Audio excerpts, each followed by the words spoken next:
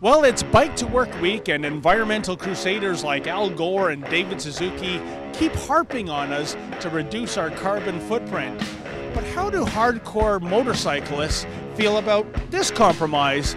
A vehicle that looks like a motorcycle, but is actually a bicycle. Hey, it's the best of both worlds, isn't it? You get that biker look, but your carbon footprint is zero. Well, let's see how these bikers feel about this environmental solution. It's Bike to Work Week, and David Suzuki and Al Gore are saying we have to reduce our carbon emissions. What about this as a compromise? Something that looks like a motorcycle but is really a bicycle. Would you trade your vehicle for this? Never, no. Why not? Well, they're identical except for the motor. Oh, they're identical, all right. Yeah, except for the motor. Yeah. Well, would this be something that interests you, Matt? No, I don't know. I think it's just a cycle. I don't think it's a motorcycle. But it looks like a motorcycle, doesn't it? It does, yeah. Well, as far as I'm concerned, this is identical to this except for the motor, right? No. No. But I did 5 years on an electric scooter, so I feel I did my part there, but those things are limited both in technology and legislation, so I had to move up to something more functional for every day. You have to admit, this would be zero emissions, and Al Gore and David Suzuki would bless you for They would, but did you know there's 6 tankers floating around the ocean that pump out as much emissions as all the cars in the world? I did not know that. Take one of those out, and then maybe I'll think about my tiny motor compared to that. Would you trade your motorcycle in for something like this? No way. But Why not? my bicycle for this. No. But you're killing the planet, aren't you? Everything has to die eventually. Well, what about you, ma'am? Do you want to try to save the planet by trading in your ride for something like this? No, sorry, I don't like to exercise. Bike to Work Week, and you've got Al Gore and David Suzuki saying we have to reduce our carbon footprint. He's got to go screw himself. Okay? Oh my goodness, why do you say that, sir? The man who takes a Learjet to these meetings about global warming. But he's like an evangelical spreading the word, brother. Like, and he's got a problem with you with your carbon. He's a hypocrite, okay?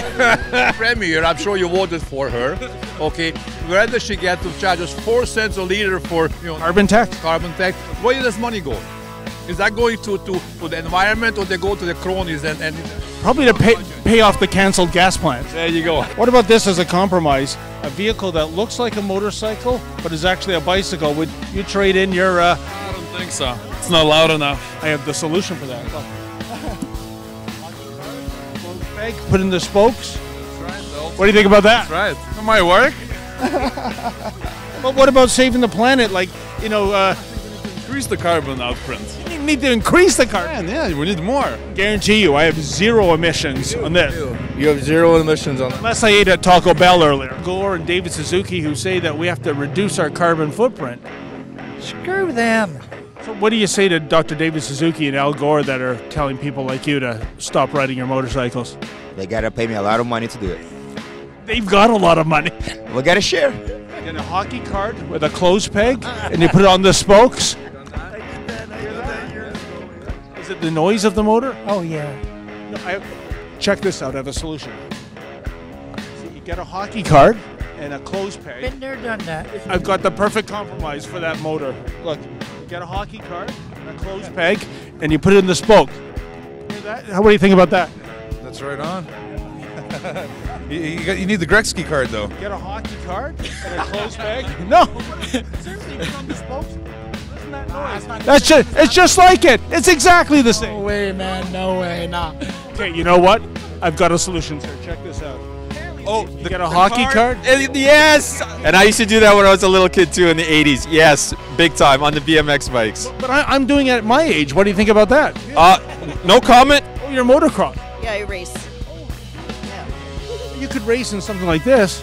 Not very fast. What if you showed up to the track riding something like this? They'd laugh at me. You know, some people are laughing at me tonight, I'll tell you that. Do you know why that is? It's cute, it's cute. Where's your mirrors?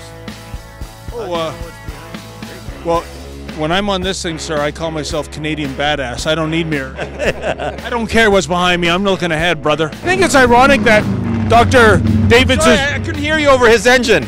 Yeah, so he's making my point. You see how loud and obnoxious that is? Yes. Yeah. By the way, you're riding a Suzuki motorcycle.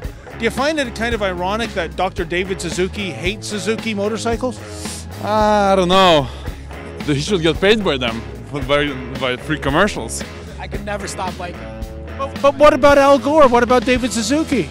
What about Al Gore? What about the CBR 1000? What do you...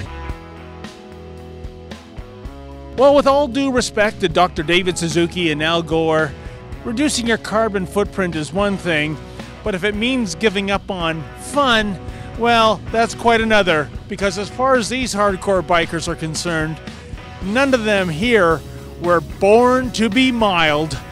For the Rebel.media, I'm David the Menzoid Menzies. That's right.